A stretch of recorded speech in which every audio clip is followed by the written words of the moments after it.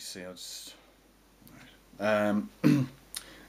So why are you running for the Irish Senate?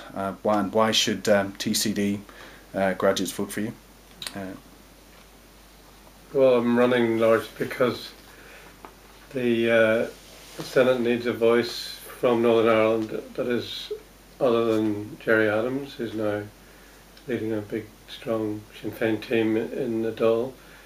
So it's good that a voice from Northern Ireland that is unionist from Belfast gets heard in that arena.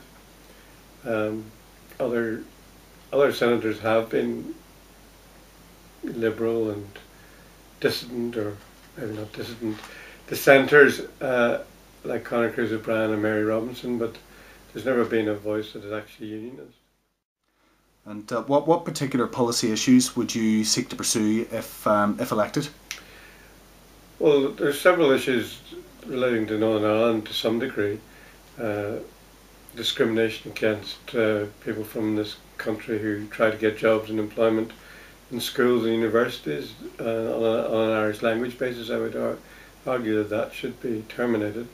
But most of my ideas are related both to South Ireland and to interdependent issues like the funding for the Londonderry to Aucknacoy Road, which I think is rather needless and could save the Republic a few quid if they abandoned it.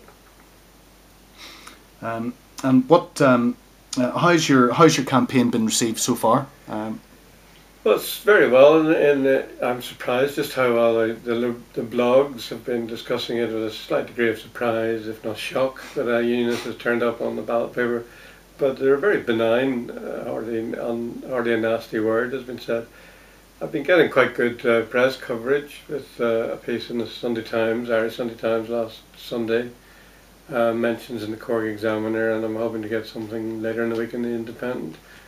Actually more than any other candidate has got, so I'm in a reasonably good position in that respect. And most of the bookies have me now as sixth equal favourite for one of the three seats, which is not bad for a new start. I think David Norris will probably get two quotas, so it'll all depend on the shake-up after his second preferences are transferred around. And as a unionist, I suppose the big question is, as a unionist, isn't it anathema to serve in the Parliament of a country which believes in a united Ireland? Yeah. Well, it's not really. We're in the European Union, so in one sense, all the parliaments are now interlocked, and you can stand anywhere you like in any part of the EU. We experience quite a lot of southern people standing and governing us. In fact, Katrina Ruan, for one. People who sit at Stormont.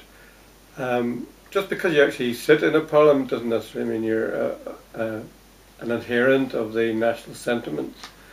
I mean, I would respect the Irish constitution, but that doesn't mean I won't have considerably differing views on those issues that where the union is concerned and where Northern Ireland comes first.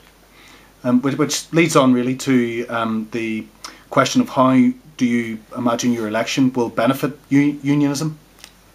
Well, unionism needs voices wherever it goes, and it's often been denied any liberal voices for just the way unionism goes about selecting its candidates.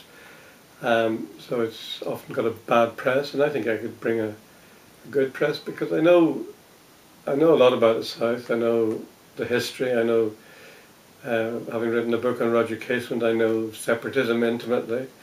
I would try and concentrate to some degree on the problems that are going to be associated in the next decade with the commemorations around Easter Rising in particular, but everything else that happened between 1912 and 22. So in that sense, I'm a voice to be heard. We've had friends in the South before, people like Gareth Fitzgerald, who turned out not to be that friendly when push came to shove. So that's why, I'm not going to be turned. I'm not going to be heading into Orson Necron like Dr. Paisley every 20 minutes. I'm happy to be there if I get elected, but I'm not a nice unionist just for the TV couches. Sure. And just one final question. What are your thoughts on the recent Irish election, and I suppose one of the bigger stories come out of that was the emergence of a stronger Sinn Féin, but there were other things in the election too. What's your overview of what happened there? Well, I always say that Ireland is just 12 months in front of the United Kingdom, certainly on the economic side, so I would say we still have big problems ahead in the UK. Ireland has, to some extent, overreacted to its economic crisis. The absolute extermination of Fianna Fáil is an overstatement, I think, in some ways. Most Irish people participated in the bubble and were happy enough. And things were good, and their house prices were rocketing.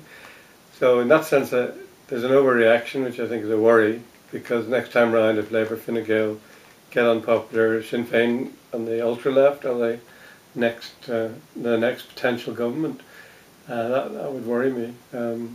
But I think that the Labour Fine Gael government have got a whole raft of policies.